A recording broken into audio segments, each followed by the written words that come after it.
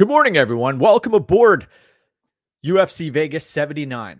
Mateusz Gamrot taking on Rafael Fiziev in a lightweight fight that's scheduled for 5 rounds. We've got 11 fights.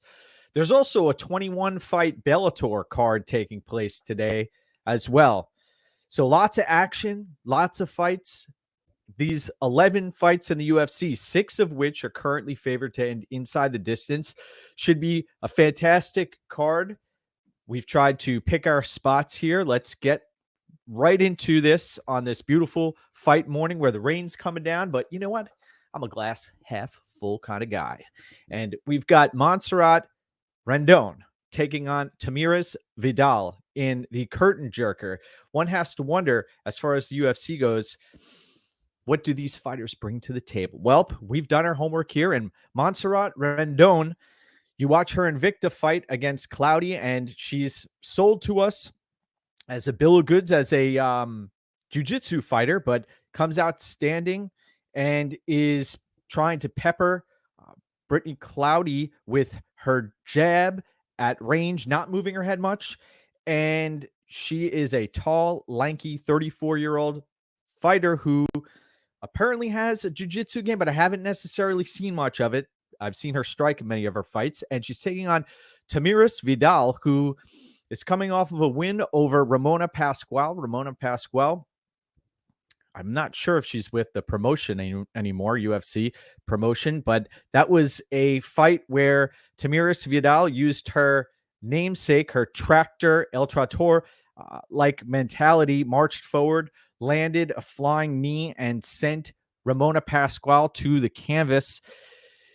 Vidal, the regional tape leaves a lot to be desired. This line hasn't moved much here. Tamiris Vidal, I did a breakdown earlier in the week where she was sitting around minus 230. Now she's up to minus 245 here. So she seems to be getting a little bit more action here. Vidal is someone who may not be able to push a pace. Someone who, when you look at the physiques of either of these fighters, Rendon seems to be in much better shape.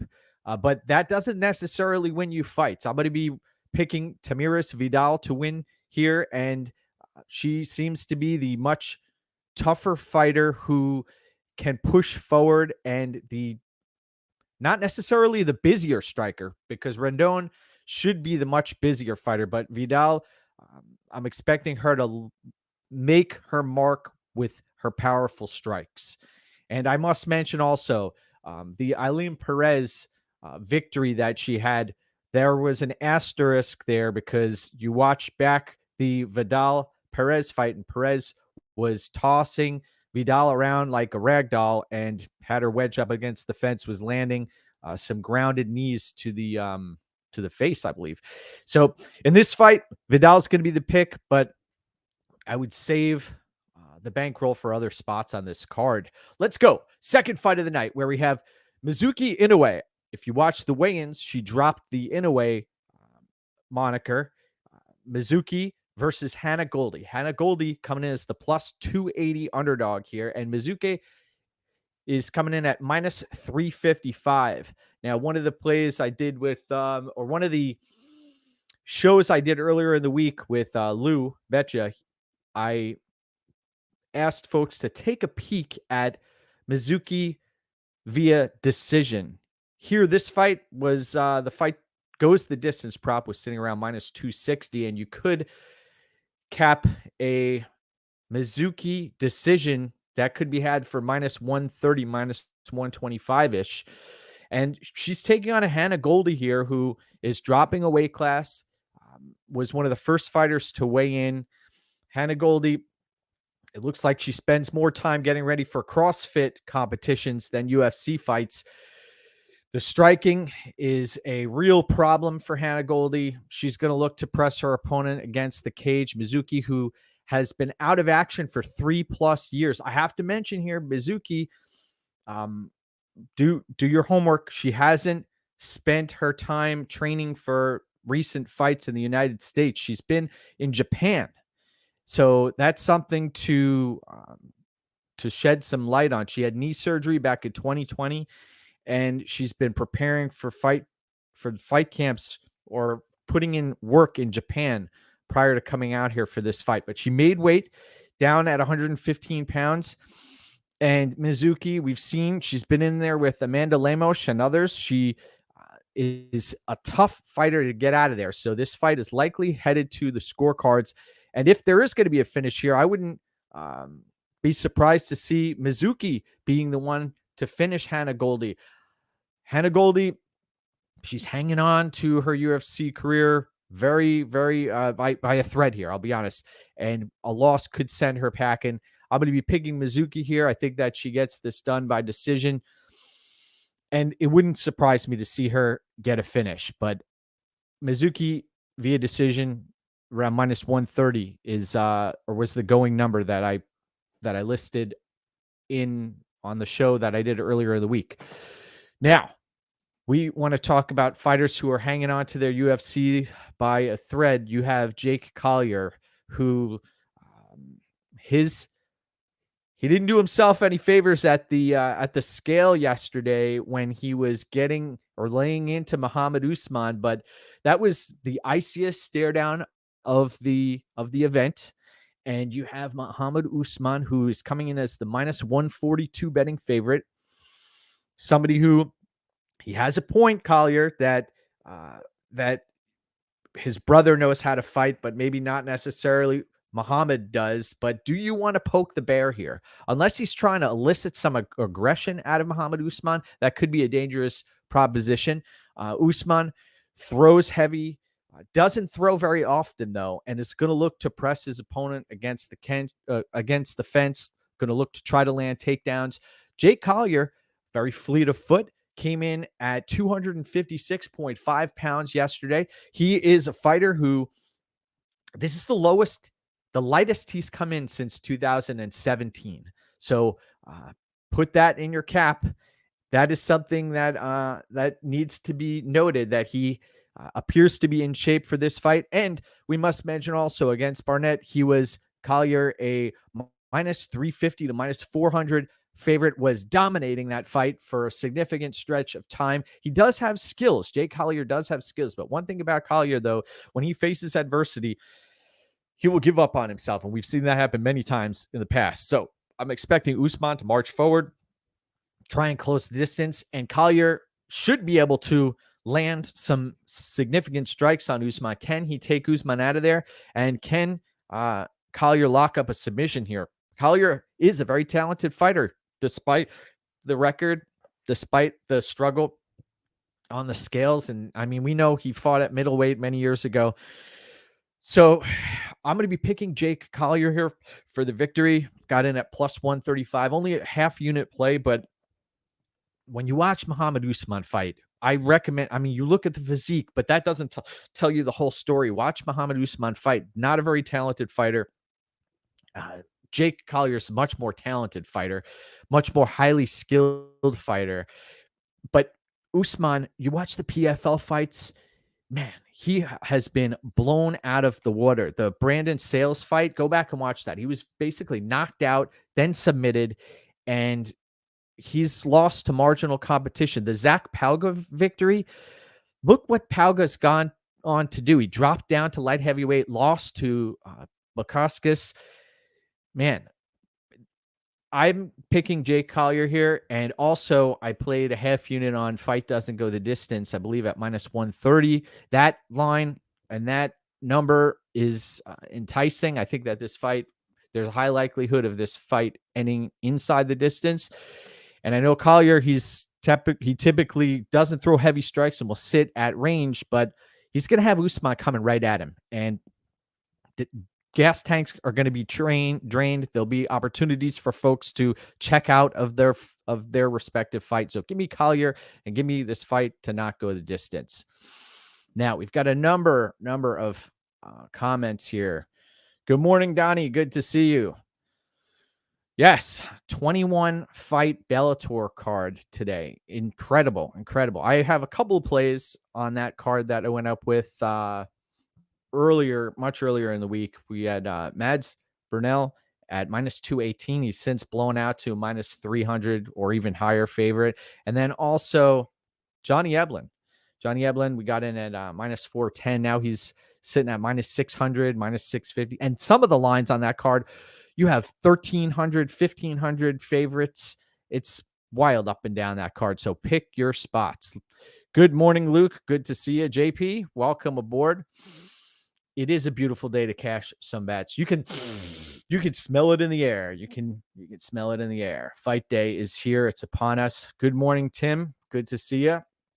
And let's talk some Jacob Malkoun against Cody Brundage here. We've got Jacob Malkoun, who's sitting at minus 550 at the betting window. This is a fight where you have a dangerous fighter in Brundage early in fights. I got to say that. But the wheels can fall off for Cody Brundage, and we've seen it happen before. This is another short notice fight for Cody Brundage. This is a dangerous situation, and he's taking on a Jacob Malkoun who you want about talk about fighters who have a great motor. The previous fight, Muhammad Usman, his nickname, Motor. No. I don't believe Usman has a great motor. At least Muhammad. And Jacob Malkoun has the motor here. He's got a motor to go 15 minutes hard. And we've seen against Brendan Allen and others, he can push a pace. And Cody Brundage, we've seen him jump guillotine many times. He could potentially do that again here. I'm going to be picking Jacob Malkoun to win, and I think that he gets a stoppage late here against Brundage. This fight opened, the fight doesn't go the distance, opened at plus odds. I was shocked to see that. Wasn't able to get anything down on it. The line moved quickly, and it's since changed. So give me Malkoun to win inside the distance, but Cody Brundage, he is talented to a certain degree. He can come out hot. And he's got to throw caution to the wind here if he wants a victory, or else Malkoun is just going to gain steam on him. Give me Jacob Malkoun inside the distance. Now, a fascinating. Good morning, Kristen. Thank you for tuning in here. Appreciate it. Let's talk Tim Means versus Andre Fialho. Now, we talked about Muhammad Usman and Jay Collier having one of the more icy stare downs. Tim Means and Andre Fialho did as well. And Andre Fialho, he's a loser of 3 consecutive fights, I believe all stoppage losses. He knows what his strengths are, and he keeps going back to the well, and he's been knocked out numerous times. Now, do you want to risk that against Tim Means? I believe he's going to have to here against Tim Means, who, look at his record, 32-15-1. An elder statesman of the game, somebody who I have had a lot of success capping Tim Means throughout my career. I believe my largest play ever made was Tim Means to beat Ricky Rainey back in the day. And Tim Means, he's been a fighter who has had a lot of potential, has run into some issues on the scale, also tainted supplements caused problems for him. And here in this fight, Tim Means, yes, the more highly skilled fighter. He is a counter striker, but also will come out and has crisp boxing, can mix in the wrestling occasionally. Andre Fialho is not necessarily known for his jiu-jitsu and what he does on the mat. He's known for coming out hot and trying to take people's heads off. And oftentimes it's happened to him. So I think in this fight, you have fighters who've been finished multiple times. I believe that Fialho is going to come out here aggressive once again. Tim Means knows what's happening. I don't think that there's going to be necessarily a feeling out process inside of the smaller octagon here. And these two are going to start slinging leather real quick, and somebody's going to get dropped and taken out of there. Now, I played Fight Doesn't Go the Distance, I believe minus 260 and minus 225. And in this fight, I know I'm seeing on my timeline, folks are expecting this one to hit the scorecards.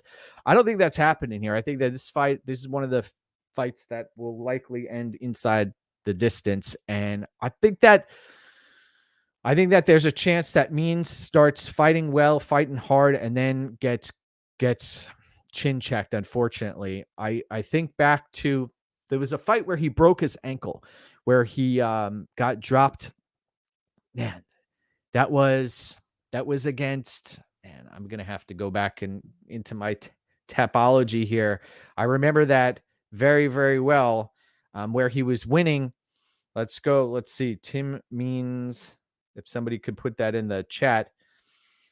Nico Price. That's who it was. He was fighting Nico Price and was winning the fight and then gets dropped and finished.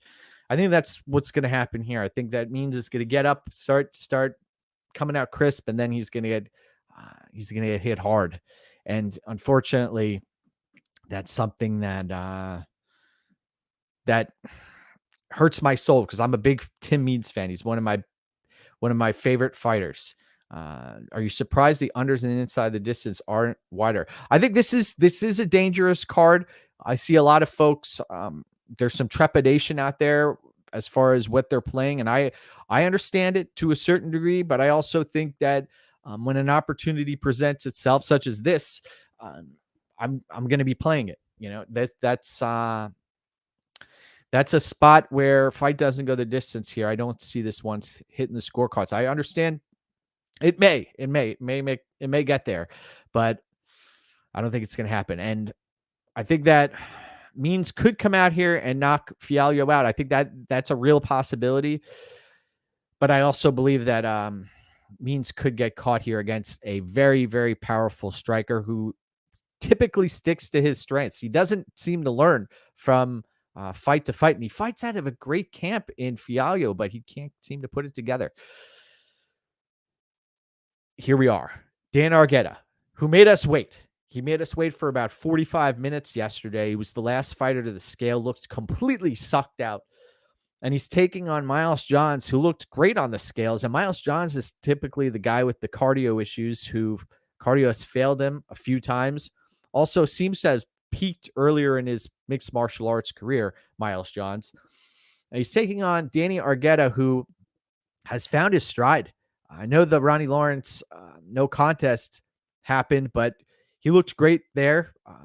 Grabbed onto that neck and was using it to his advantage. Ended up in a mount position, and one of the judges got caught sleeping there and made the wrong call. So Danny Argueta here, if he sticks to Miles Johns like glue and drains Miles Johns, that's his potential path to victory. But I'll be honest, this is a dangerous fight for me. I believe that Argueta, although he does have a path here and did show us in the past against Damon Jackson that even on short notice up a weight class can hang, I have concerns that weight cut yesterday. I know he's got Cub Swanson helping him out, etc., but that weight cut did not look good.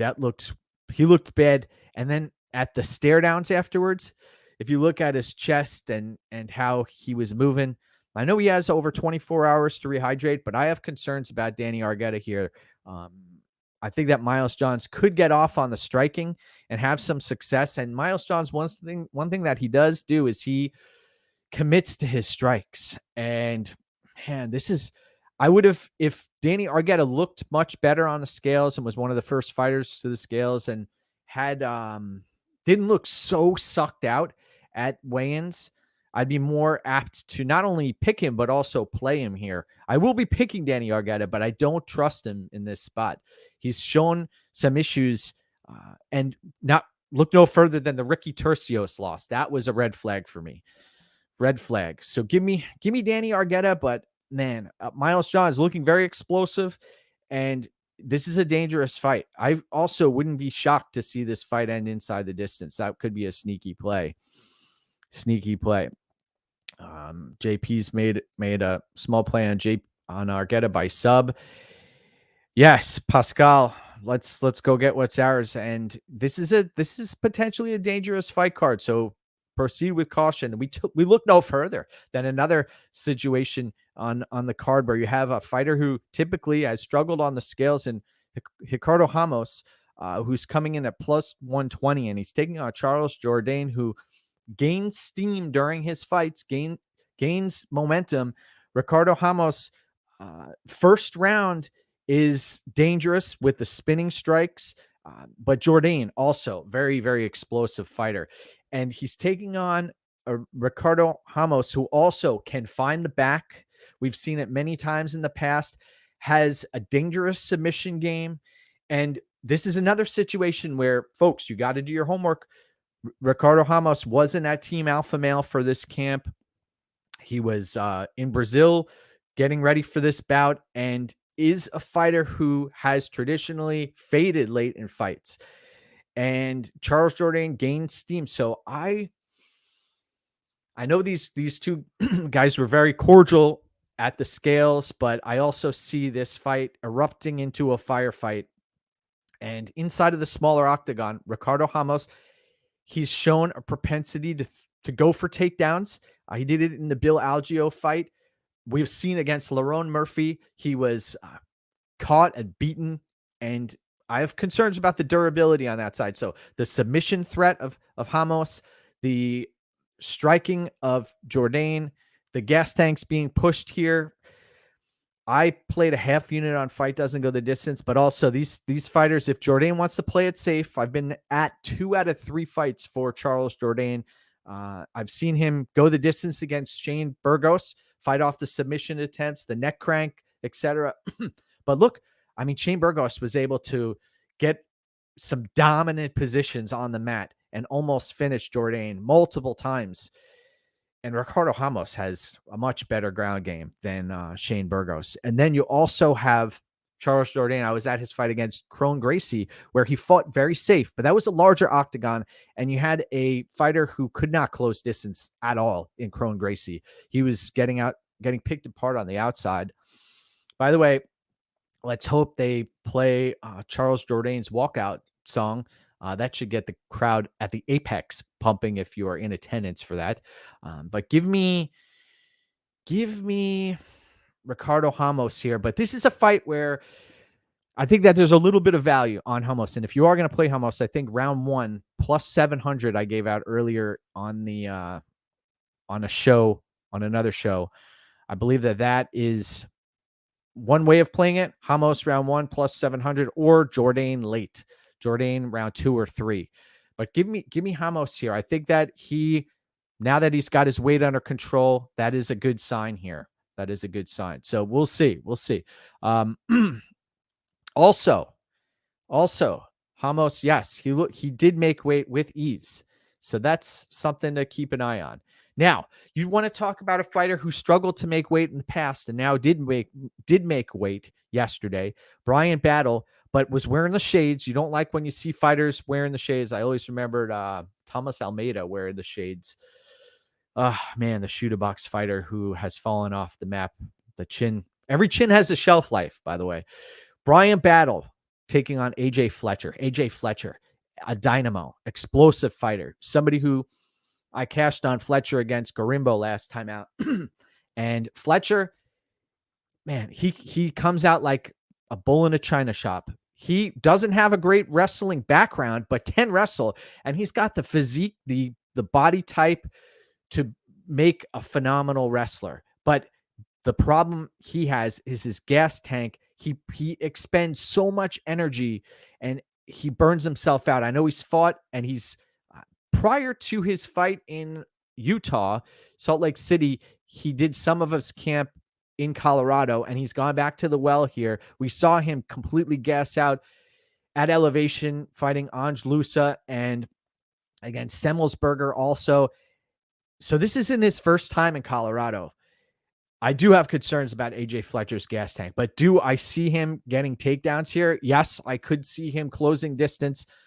And as previously mentioned on other shows, Battle does have the 10-inch reach advantage. I mentioned that, and that if he's able to get his jab going, that's something he can work off of. But Fletcher is well versed in closing distance. He's very explosive. So I do see Fletcher coming out hot here and possibly getting out to a very early lead. And he's so explosive, he's going to go for it. He can even reverse himself, or can reverse out of positions if he's caught in tough spots. He's so explosive. He's spent a lot of time in the training rooms with Dustin Poirier. We're aware of that. Now, Battle, I expect, he looked like he could be 2 weight classes bigger here. And once the rehydration process commences, I believe that's going to be a big difference here. So I think that Battle's going to get this done late. I think that if you hit the round 2 or round 3 props, and I might actually put something together here after the show. I think that that's one way to play this fight is Battle. If you want to hit it live after the first round, or if you want to pre-fight, play the early props on battle 2-3, or play pre-fight late props 2-3. Give me Brian Battle to win, but this is a fight where, man, I want to see this fight play out. If there's going to be a bloody fight, I believe this is going to be one of the bloodiest fights on the card, and I would not put it out of my mind the possibility of this fight ending via doctor stoppage. I think that AJ Fletcher's been busted up in the past, and he's been split open. I think there's a strong possibility that it happens late. So give me Brian Battle to win, and to win late. Now, Marina Rodriguez taking on Michelle Waterson. Michelle Waterson coming in as the plus 250 underdog. Michelle Waterson, I have no doubt in my mind that she has been putting in work to have a grappling heavy game plan here. Also, it must be mentioned that in her pre-fight interview, she mentioned that she's been talking with the judges and asking their perception of what a fighter should be doing to win rounds and to win the fights. What scoring criteria do they take into account? So that's a cerebral fighter. That's a fighter who is going to try to win. Now, she is taking on a Marina Rodriguez, who is coming in as the minus 310 underdog. And this is the second iteration of this bout. So we've seen them go 5 rounds before, and Marina Rodriguez can come out the other side victorious here if she's able to get her striking going. I believe she's the much cleaner striker, the meaner fighter. And when the going gets tough, Rodriguez can try to win, but that doesn't necessarily try, and making that a reality can be a problem if you don't have great takedown defense, which Marina Rodriguez definitely does not have great takedown defense. And her get-up game is very suspect. I was at the Verna Jandiroba Marina Rodriguez fight, had a play on Verna Jandiroba, cashed that at plus odds. And this is a situation, I have no play on this fight. I'm going to be picking Marina Rodriguez to win, but it wouldn't surprise me. I know that Michelle Waterson's the older fighter. She's the smaller fighter, but also I believe Michelle Waterson does have the better gas tank here. And if she comes out here looking to get her grappling going, all she needs is 2 takedowns, and she could potentially win this fight.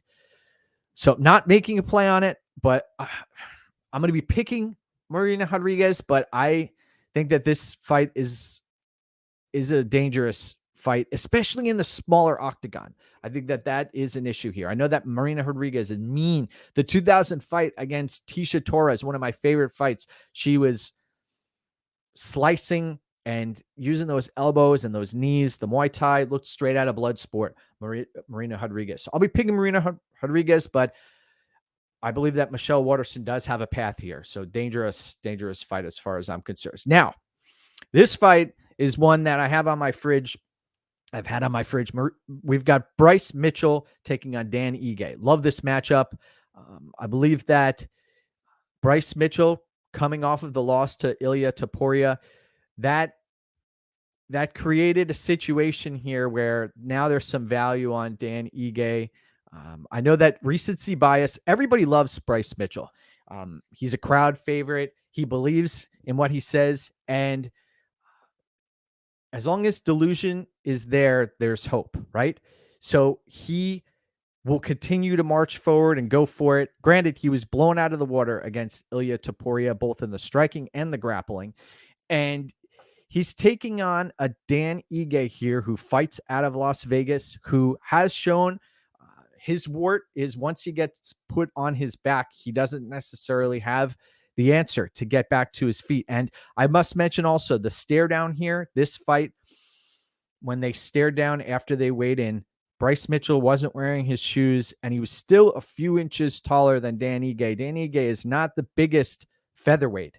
I know he fills out after weigh-ins, but Bryce Mitchell, he's tough as nails. Farm boy strength is going to push a pace. But I also think that doubt, that what took place last time out against Topuria could potentially come back to haunt Bryce Mitchell here. Dan Ige, all he needs is a couple of strikes to deter Bryce Mitchell. I'm saying Bryce Mitchell is going to keep coming, but that doubt from the Topuria fight could be back there. You saw the eyes, the glazed look over Bryce Mitchell's eyes after the Topuria fight. He was like a deer in headlights after he tapped. Dan Ige, tough as nails, great cardio. This fight's 3 rounds. Bryce Mitchell, if he does land takedowns here, he could ride out the top time and make this a long, frustrating night for Dan Ige. I'm completely aware of that. And from a handicapper's perspective, if you have money on a fight, that's probably the most disturbing thing to watch, is when you watch an opponent riding out top position and you're holding a ticket on the person who's stuck on bottom. That's happened to me. Yan Xiaonan versus Carla Esparza. That was one of the ones that really burned. But also in this spot, Bryce Mitchell, I believe that he could be had on the feet. And also, if there's any separation whatsoever, Dan Ige should be getting the better of the exchanges here. And Bryce Mitchell, he uses his stand-up as it's not a first line here. He wants to wrestle. He wants to wrestle. The threat of the wrestling is always there, and that's why he's able to have success in his stand-up. I cashed on Bryce Mitchell against Andre Feely. I cashed on Bryce Mitchell against Edson Barbosa. And I'm going to be picking Dan Ige here. I know that he's a significant underdog. We got in at plus 175. This is a dangerous fight, though. This is a dangerous fight because Bryce Mitchell could come out here and cause Dan Ige fits. But traveling from Arkansas, the issues going on outside of the octagon, coming off of the loss to Topuria, I believe that Dan Ige, he's only 32 years old, that this is a spot where he's going to give us his best effort here. And at plus 175, I'm in. Next up, main event of the evening. Yes, battle could potentially cook Fletcher. Yep. Ige is going hand Mitchell his first knockout loss. We will see. Let's talk main event of the evening, where we have Rafael Fiziev taking on Mateusz Gamrot. Mateusz Gamrot coming in as the plus 130 underdog. He's no doubt the more well-rounded fighter with the better gas tank. But the challenge here, he's taking on Rafael Fiziev, who is lightning quick. It's almost like watching a spring uncoil every time he gets taken down. He will bounce back to his feet and will land hellacious strikes.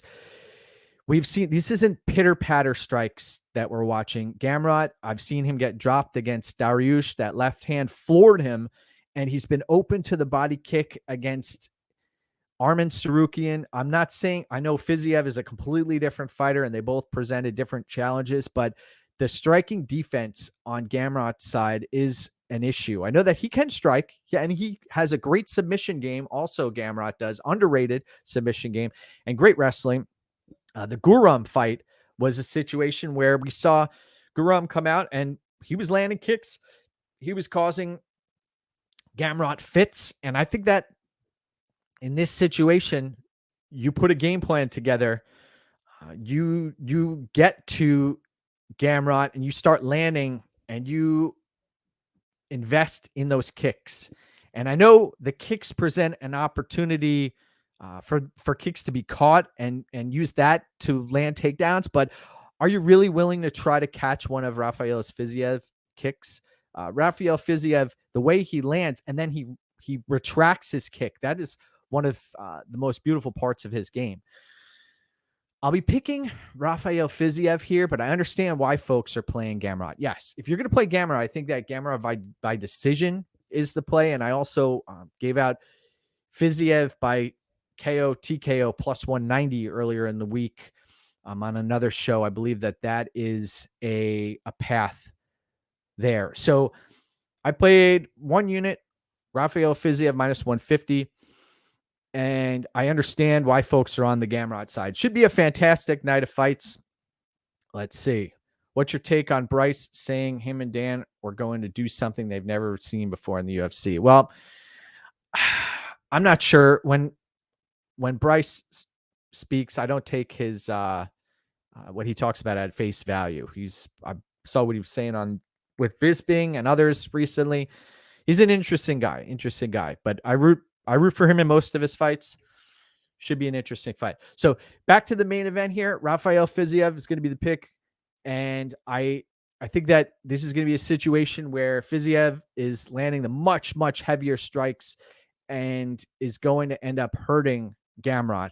And that is going to be what ends up taking Fiziev across the finish line. But I understand if this fight goes long, Gamrot has the potential to win. Want to wish everybody a fantastic fight day. Thank you so much for tuning in. Remember to like and subscribe, and we'll be continuing to put out content on a regular basis from now to Kingdom Come. We are taking it one fight at a time, one event at a time, and having a fantastic year, putting out free plays. And let's do this, my brothers. Let's go. Have a fantastic day.